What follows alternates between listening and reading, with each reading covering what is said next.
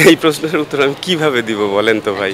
আজকে আমরা এই কাজটা করে দিব, কালকে থেকে আমরা এটার ফল ভোগ করা শুরু করব। পয়েন্ট অফ ভিউ যদি জিজ্ঞেস করেন তাহলে আমি বলবো যে আমরা টেস্ট 25 বছর হয়ে গিয়েছে, 25 বছর অনেক বড় একটা সময়।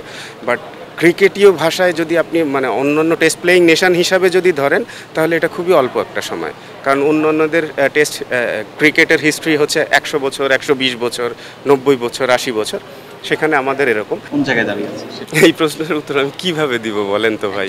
সাবেক ক্রিকেটার হিসেবে দৃষ্টিভঙ্গি। না, আমি ওইটাই যে অন্যান্য দেশের দিকে তাকিয়ে তো আমি আমাদের টেস্ট প্লেয়িং নেশনের কথা বলতে পারবো না, কারণ অন্যরা 100 বছর ধরে টেস্ট ম্যাচ খেলছে, আমরা 25 বছর ধরে খেলছি।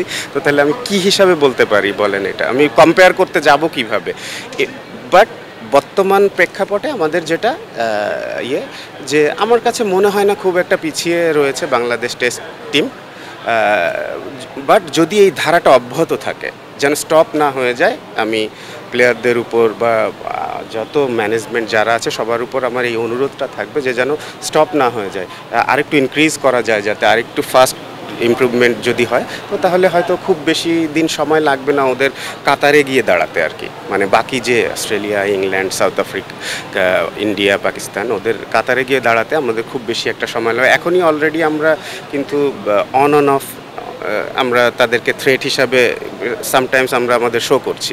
বাট এই শোটাই আমার কাছে মনে হয় যে আরও কিছু সময় পরে হয়তো দেখা যাবে, যদি এটা হয় সেটা হবে অ্যাচিভমেন্ট, যে হ্যাঁ আমি একই কাতারে দাঁড়িয়েছি, ওরাও যেভাবে আসছে আমরাও ঠিক সেইভাবেই যাচ্ছি হচ্ছে। বিকজ আমি যখন খেলেছি আমি দেখেছি তার থেকে এখন বেশ বেটার ফ্যাসিলিটিস নিয়ে ক্রিকেট হচ্ছে, তো ইমপ্রুভ কিন্তু হচ্ছে। তো অ্যাট দ্য সেম টাইম আমাদের আসলে প্রত্যেকটা জায়গাতে আমরা কি চাই, আজকে আমরা এই কাজটা করে দিব, কালকে থেকে আমরা এটার ফল ভোগ করা শুরু করব। আসলে আমরা যে ফ্যাসিলিটিসগুলো হচ্ছে এগুলো থেকে আসলে আসবে যারা একদম ইয়াং, নতুন এসেই দেখছে এই ফ্যাসিলিটিস, ওরা আসলে আউটকামটা দিবে বেশি। তো এটা আর যারা একদম কারেন্টলি খেলছে একদম একদম কন্ডিশন মিলিয়ে যদি করা যায় তাহলে আর কি। আপনার দৃষ্টিতে যদি ওই ইনিংস, ওই একটাই ইনিংস, ওই ইনিংসের সাথে কোনো ইনিংসের তুলনা করা যাবে না। জাস্ট কারণই হচ্ছে এটা, যেটা আমাদের ফার্স্ট ম্যাচ ছিল, ফার্স্ট ম্যাচে ফার্স্ট ইনিংসে উনি যে রান করেছে এটা ওই আজীবনভর ওইটা ওই আলাদা হয়েই থাকবে ওইটার সঙ্গে আসলে। আর তখনকার সময় আমাদের কোনো টেস্ট খেলার অভিজ্ঞতা নাই, কোনো কিছু নাই, তার মধ্যে থেকে এসে যে এত বড় একটা ইনিংস হয়েছে